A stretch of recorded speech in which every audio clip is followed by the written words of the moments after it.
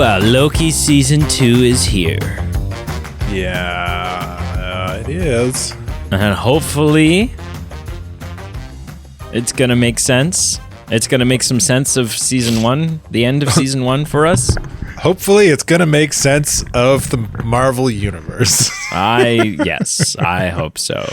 Why is everything so screwed up right now? Please tell us. Hello and welcome to the Movie Men Podcast. The B Team. That's Carl. And that's Brady. Yeah. Why you sound? I sounded excited about you.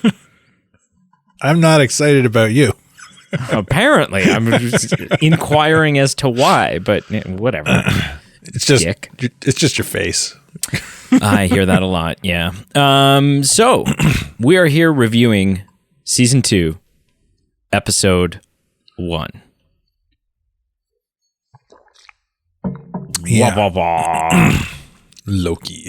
Loki. What was the episode called? Ouroboros. Ouroboros? Is that what it's called? Yeah. Oh, okay. All right. All right. OB for short. So let's jump into it, and we're gonna review it. We're gonna talk about it. I'm gonna run through what happened in the episode. Carl's going to interject and say, "Oh, this moment was stupid." But what about this? This was cool. Yeah. This is a cool little thing. All right. The season 2 premiere jumps right back into the action. Loki appears in the TVA of a distant past where neither Mobius nor B-15 not only don't recognize him, but they send people after him thinking he's an intruder. Which season 1 didn't end that way. Yeah, it did. Season it? 1, he gets back, he sees the giant Kang statue, and he's like, Mobius, and he's like, who are you? Yeah, but then it ends there. Yeah, well, yeah. So this is just picking up where that kind of left off. Yeah, well, kind of, but not really. I don't have a problem with it. It just took me a second to kind of refresh in my own mind, wait, where did the last one end off? Right. Okay. Because this picks up. He's running through the hall. They're chasing him. It's like, wait, what? Why? Well, okay, he's obviously he's a TVA agent. Why would they be chasing him? Well, but because we know the TVA has been hunting Lokis for a while, the fact that they don't recognize him should tell us how far back in time Loki has gone here. Right? He's gone back further than the beginning of season 1. Yeah. And that there's also the fact that Lokis don't always look the same. Right. Yeah, exactly. Right. In trying to escape the TVA agents chasing him, Loki jumps into a mail cart vehicle that crashes into one of the buildings, causing one of the timeline monitors to fall and crack a tile on the floor. That's important. Yeah. There, he sees Casey, who also doesn't recognize him, and sends for more agents to come and help apprehend him. But before they can arrive, Loki jumps back into the present, something that we later learn is called time slipping. Yeah. And I'm sorry, but looks painful as all get out. Yeah. This is a really cool effect. Yeah. It's interesting. He's getting stretched and pulled through time all at once. I think Mobius says, it looks like you're being born and dying at the same time. Yeah. It's the breakdown video I watched pointed out that this looks similar to the way Scott Lang separated when he was in the whatchamacallit in the last Ant-Man movie. Oh, Quantumania? How he kind of separated himself and he became two, and now because he was in the, what did they call the MacGuffin in that? I don't know, it was the probability device or something. And when he was in it, it started producing every possible variant of him in that scenario. Yeah. And as he was splitting, it was and this is kind of the same, he's starting to split, but he can't.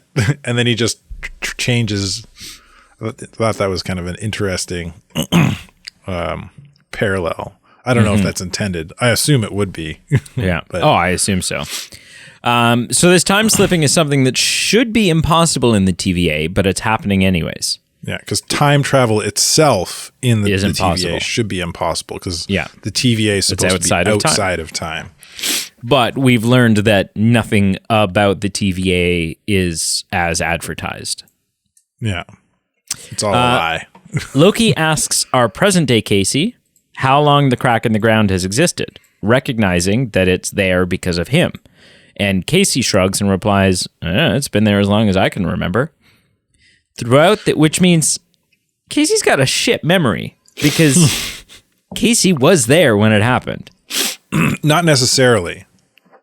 Because in the last season we did find out, and this comes into play several times in memory gets wiped. This episode, and then that everybody at the TVA has had their memory wiped potentially several times because they are all what's the word they use? Variants. They're all variants. Yeah, they all had lives on the timeline. And their memories have been wiped numerous times potentially. So just because he doesn't remember Loki doesn't mean he's got a crappy memory. Yeah, because Kang keeps wiping their memory. Yeah. While Loki jumps back and forward through time, Mobius and B-15 are reeling from the revelation that they are all variants. So as we just talked about, they're like, this is an ongoing thing now, right? It's a realization. Do we go public with it? Do we not go public with it? Do we tell everyone in the TVA? Do we not tell everyone in the TVA? How do we handle this? Yeah. B-15 is firmly against pruning the branch timelines now.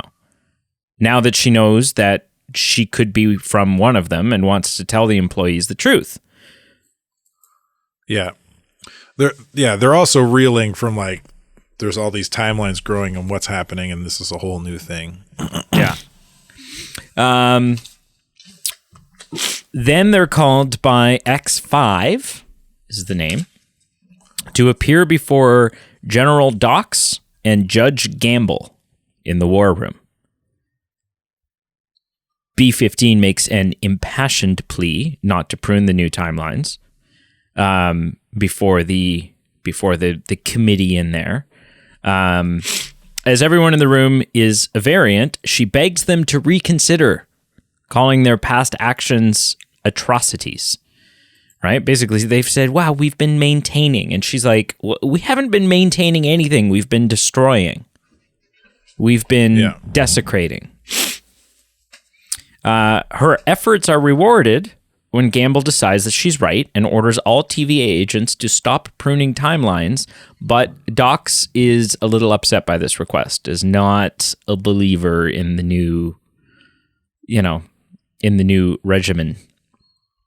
Loki, meanwhile, in the distant past, I should add, realizes through the recording device in the war room that Ravonna and Kang were once very close. While Kang calling her a marvel and saying he would be proud to lead with her. When he time slips back into the present, he reveals that they should all be aware of the oncoming threat. And he kind of jumps in and out a couple of times here. Like this time Loki slipping does, thing is sort of reoccurring. Yeah, at one point he appears in front of this kind of war meeting, council meeting thing, and slips out again. And so the Ravonna Kang thing is kind of important comic book wise, because in the comics, Ravonna is Kang's love interest, and he does a lot of pretty much everything he does in some way is connected with him trying to be with Ravonna, but never being able to. Like something always kills her or keeps them apart or yeah. So then there's a little bit of a squabble between Loki and X5. X5 gets the prune stick out. It's all, all gun-ho. Mm-hmm. But Loki shows everyone the truth by using that same pruning stick, time stick, to prune away the mosaic veneer of the wall, revealing the gold castings of Kang's face. And saying, that's the guy. This is the guy who's in charge of everything. This is the guy, right? To hell with the timekeepers. They're, This is like, I just realized this. This is kind of like Thor Ragnarok. Yep. Yeah, with Thor, the mural on the ceiling of Hela. Hela destroys the mural of Loki and Thor and Daddy Odin in this lovey, beautiful image. But underneath that is an older one where Hela and Daddy are like warlords. Yeah, they're what's the word I'm looking for? A type of ruler who's very conqueror? No, it's an adjective I'm looking for. Conqueror is an adjective. I would say conqueror is a noun. That's a proper noun. That's something you are. It's a title. It's also something you do. It's like the opposite of benevolent because ultimately Odin becomes a benevolent ruler. Right. But anyways, doesn't matter. Yeah. Where are we here? Dox remains unconvinced and wants the truth for herself, so she takes her troops and raids the armory, commanding X5 to figure out what the hell is going on. She wants to hunt down Sylvie. What she says to him here seems interesting too. Very interesting. She says the timekeepers are fake, but their warnings are real. Like, their warnings are real? What warnings are they talking about? Like the end of time being destructive. I think it like the danger of timeline branches. Timelines. Yeah. But then she's like, we got to find Sylvie and end this. We got to hunt down Sylvie, and we got to figure out what happened at the end of time because they're not buying the story that they're being given. Finally reunited with Mobius, Loki tells him everything that occurred at the end of time, his final altercation with Sylvie, and the fact that, quote unquote, he who remains kind of made sense to him. Right? So he's not like he's... Well, now that he's back in the TVA and he's in the past TVA and he's seen what the past was. Yeah. He's like, he's kind of like multiverse means more Kangs, means more destruction. Freeing the timeline would only bring chaos and more Kangs. Yeah. And pruning was all a part of avoiding more versions of Kang who would eventually try to conquer. Yeah. Notably, the TVA has been having power surges through the episode. And when Mobius tries to find Miss Minutes for help, Loki warns him that she is also on Kang's side in all of this. So we can't trust Miss Minutes anymore. And I hope Miss Minutes makes a return because Miss Minutes was voiced by Tara Strong. And I'm like, anytime Tara Strong does anything. And they made it pretty clear that Miss Minutes was not to be trusted by the end of the last season. Oh yeah, she was a little devious. Yeah. The two decide to go to the repairs and advancements division, hidden deep within the basement of the TVA. And it's there that they meet Obi. Notably, and again, this is important. Ouroboros. This has Ouroboros, and this is important because this is more confirmation. They're really driving home that fact that Kang keeps memory wiping C-3PO. I mean, everyone at the TVA, because Obi remembers the encounter with Mobius from 400 years ago when he first met. It's like he's the only one that isn't. Yeah, but Mobius has no recollection of it. And this is the interesting thing because it's like, yes, this is confirmation that although time slipping is happening within the TVA is still outside of time. Because if Mobius has been there for 400 years, then damn, he's got a good face cream, or he's not aging within the TVA. Yeah. Right? Yeah. That's the TVA is definitely out of time, but it seems like even though it's out of time, it obviously still has its own timeline. Yeah. So to speak. So, and then it's so curious to start to wonder, like, what time is Mobius from? Right? Yeah. Like he's got those jet ski magazines. So presumably from a time that has jet skis. Yeah. But is it 2050? Is he from 2002? Right? Like to me, that's very interesting and probably not something they'll necessarily dive into, but those are the things that I wonder about and I think are really cool. Everyone else at the TVA seems to have their memories wiped, but Obi obviously kept track of time at the TVA, and when Loki time slips into the distant past, the Obi of the past has yet to get his nickname from Mobius. So he's like, I'm Ouroboros. Doesn't get his nickname from Morbius at all. Yes, which implies that Loki is more than 400 years in the past. Yeah. So that's interesting. And I think maybe a small detail that not everyone would necessarily pick up on. This is a fun little thing, too. Yeah. Obi. Oh, that I like that. Yeah. Okay. Yeah. And it's worth noting, I mean, we haven't said it yet, but Ki-Hu Kwan is an amazing addition to this. Oh, my goodness. Amazing addition to this. Such a lovable character. Yeah.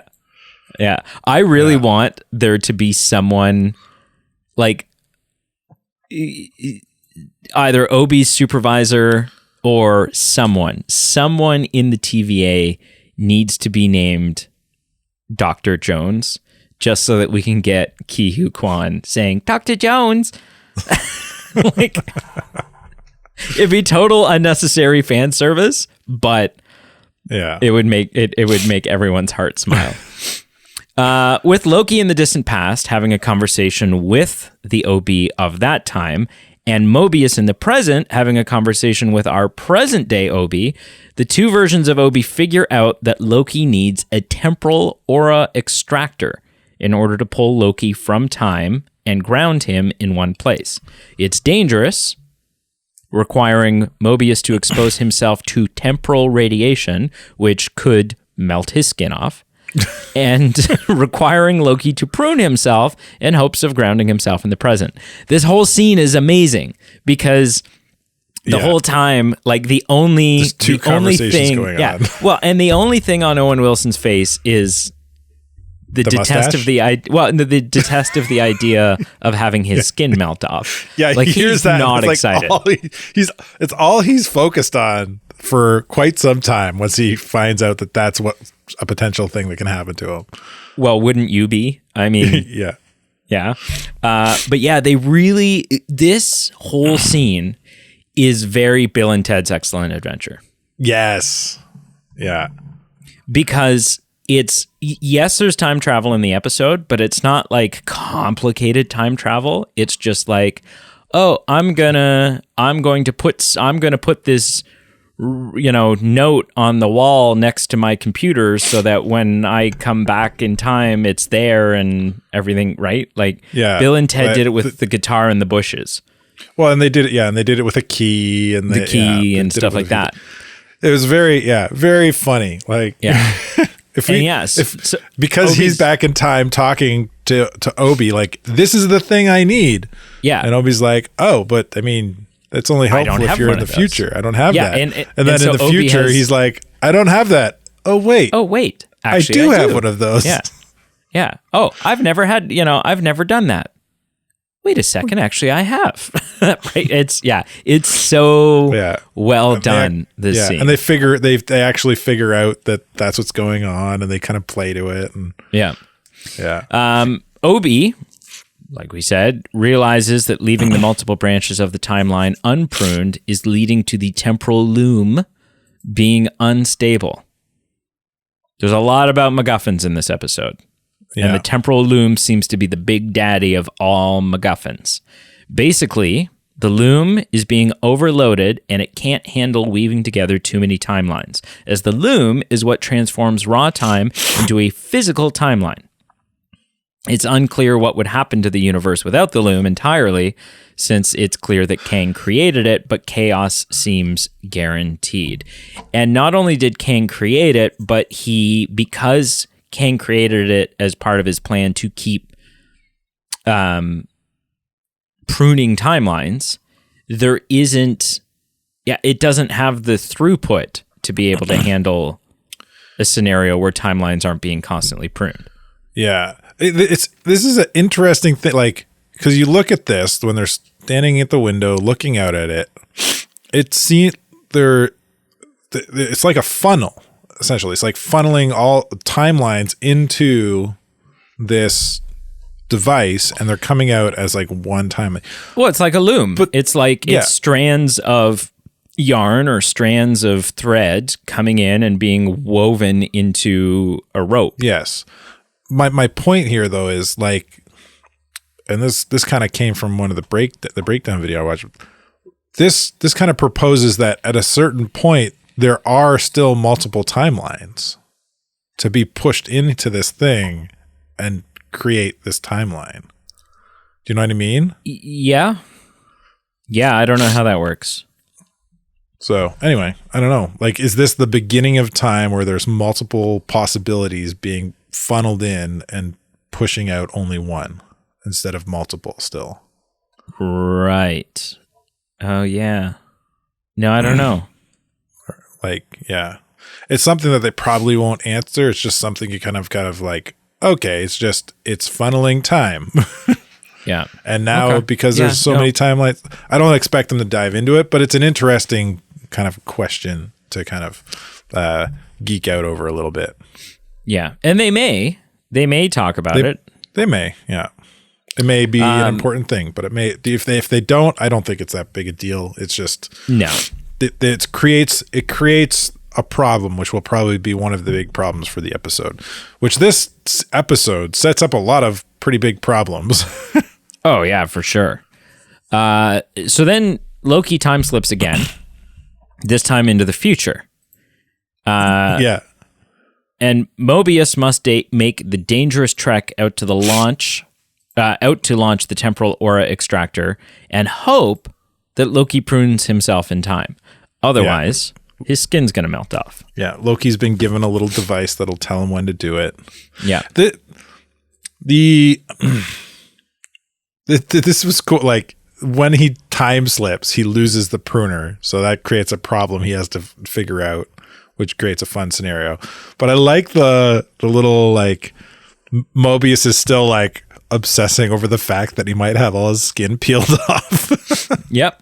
Yeah. And he's like, in the dust, he writes skin, which when Loki time slips, lets him know that he's in the future now. He's in the future. The other thing that we see in the future is that the TVA seems to be in total disarray. Everything's covered in dust. Well, yeah. This is a future where they don't fix the problem of the loom, and it's about to explode, implode, create a black hole, do something bad. It's create an incursion. Really bad. Create an incursion. Yeah. As the time comes for Loki to be pruned, he can't find anyone with a time stick and seemingly resolves himself to be lost in time. He's like, okay, well, I'm screwed. Yeah. Yeah. He approaches a ringing phone in front of an elevator, but he's surprised when he sees Sylvie prying open the doors of the elevator, and she's relieved to see him. Right then, he's pruned by someone unseen and just in time to land back in our present day. Yeah. And then there's a mid-credit scene. Do you have that's kind of the end of the episode. Do you have a theory here about who pruned Loki? Obi? Future Obi? Future Obi? I'm down with the theory that I heard that the breakdown video proposed. I think it's really interesting. And it's kind of poetic in how we've already kind of seen a setup for it in this episode with the conversation down at the whatever department that Obi is in charge of. Loki Okay. pruned Loki. Future Loki pruned current Loki? Yeah. Go on. So, Loki knows that in the future he's time slipped to the future right now. Like, and he's gonna know that that when he time slipped, he didn't have a pruning stick. So as we go through the season, we're gonna come back to this moment, but it's gonna be currently future Loki. Talking about time is hard. Currently present Loki is gonna in the future find a pruning stick, come back to this moment, knowing that future Loki or past Loki, this Loki is going to be at this elevator needing to be pruned. Right. Does that make sense? This sounds like our Flash review all over again. Yeah.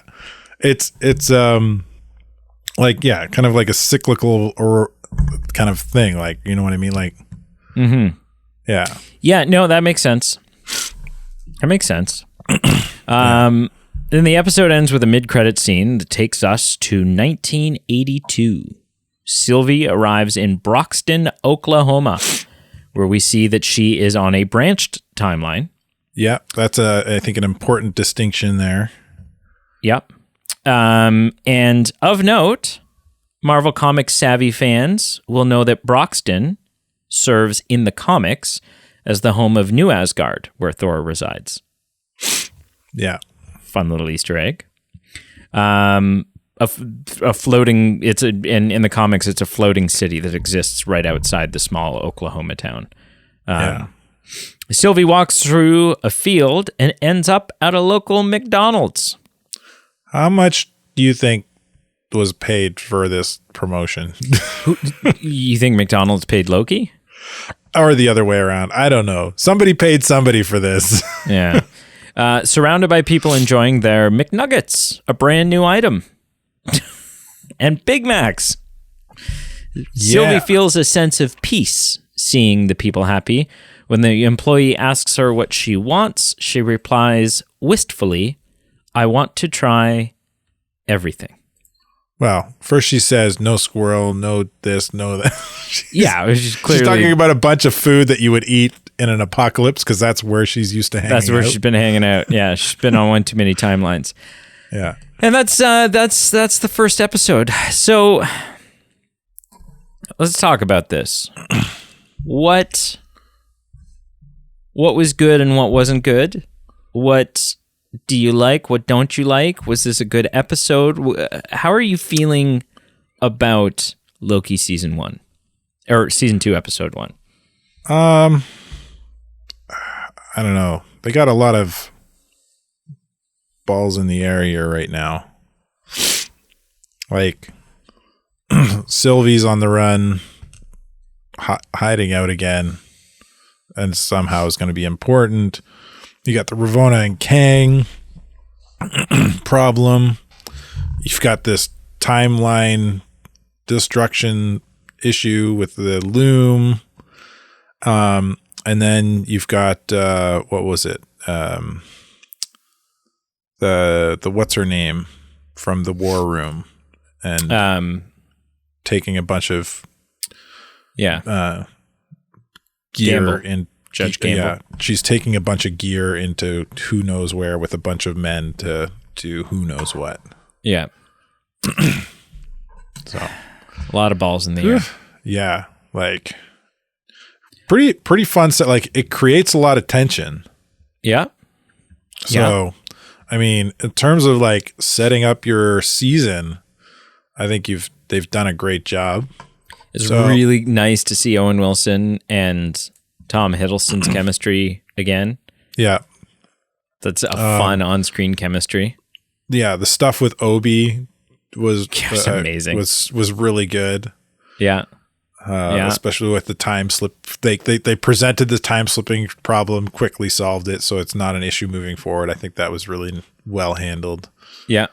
Because you and can't it just kind of disrupt the whole show if it just kept going on.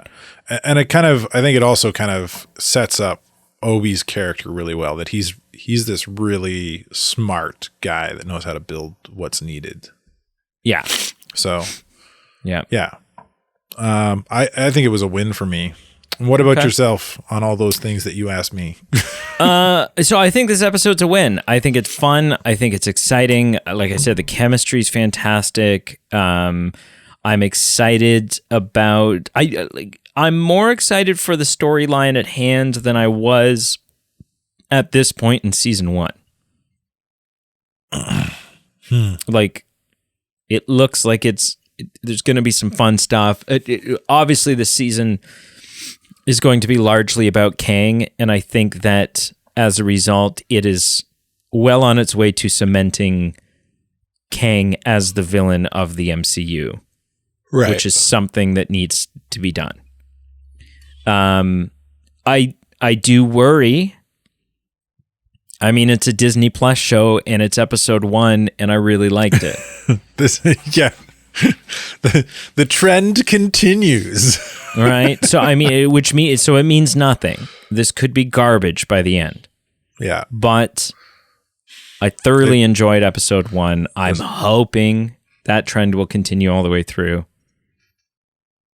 I mean, I think Loki season 1 got convoluted towards the end. I don't think Loki season 1 ever got bad though. No, I think I enjoyed it all the way through, if I remember right. Yeah, so, I mean... It came out, so I was looking at this before we sat down to review here. WandaVision, Falcon Winter Soldier, and Loki all came out in the first half of 2021. So they all had pretty big budgets and script write, could probably time to script write and do their thing. So and all 3 of those, Wanda was amazing. Winter Soldier for me was good, verging on really good. And Loki, I think I classify it the same. It wasn't till, and then later in the year that summer we got What If, and then we got Hawkeye, which kind of where the ball started getting kind of dropped a little bit, I think. I mean, so here's the thing. We just rewatched Hawkeye all the way through. Yeah. And I liked it much more the second time when we were like just watching it back to back and kind of binging it. Right. Yeah, I don't know. Yeah, I think it was good. But it wasn't verging, like, it wasn't the same pedigree as Loki, Falcon, and WandaVision. Right. Yeah. And maybe that's because even though he's been hanging out with Avengers, Hawkeye in reality is more of like a street level hero to begin with. Yeah. Yeah. So like seeing him go from this like big tier team global threats to just kind of existing. Yeah. Yeah. Yeah. Yeah, I don't know. Okay. But anyway, my point being that like Loki was right at the beginning of this Marvel TV show's craziness, and this show kind of feels good by comparison. Still, this episode. And hopefully the fact that they've had 2.5 years between seasons. Yeah, to sort things out. Yeah, right? I think the big question will be like Loki in and of itself can do a lot of things, but at the same time it can affect a lot of things. Because essentially the first Loki is what broke created the multiverse. Yeah. Like without Loki, I mean, you could still do it, You could just make the assumption, like you could just not do That it's Loki always been at all, there. and then Yeah. do the multiverse. It's always been there. But Loki explained the multiverse for us. Yeah. And then we got Spider-Man, and then we got Doctor Strange and WandaVision. Yeah. All right. Well, thank you so much for listening. Make sure you check out our Facebook, Instagram, and Twitter, all listed below. Patreon, of course. For as little as $1 a month, you can support the show and get some rewards in return. It goes a long way. It goes a really long way to helping us keep the show running. It's not cheap. It's not cheap to run a podcast. Who the hell knew? And merch. I'm wearing a shirt. It's you just recycling bits now? I'm still wearing it. Still wearing a shirt? Really? Yeah, we'll let the viewers decide how long it's been since I wore the shirt. It's just it's the only shirt Carl owns, actually. Yeah, it's that good. You should get one. It's that good. It has holes in it now, but that's just because it's, It's my summer shirt. 400 days straight wearing a shirt is yeah. It's going to put holes in any shirt. It breathes well. Breathes well. It's because you bought the Movie Men the mesh shirt. Yeah. For when you go clubbing or whatever. Yeah. The Gross. fishnet shirt. Yeah. I have an image in my head now that I can't get out, and it's regrettable. We need to add that to the store. A mesh shirt? Fishnet shirt. Yeah. Fishnet shirt. Yeah. We'll have an 18 plus section on the store. Why does it need to be 18 plus? Because, what do you mean? Because if you were walking down the street and you saw a 10-year-old in a mesh shirt, you would go, "Oh, someone should be calling child services." It's like standard fashion back in, what was it, the 70s, 80s? Not for 10-year-olds.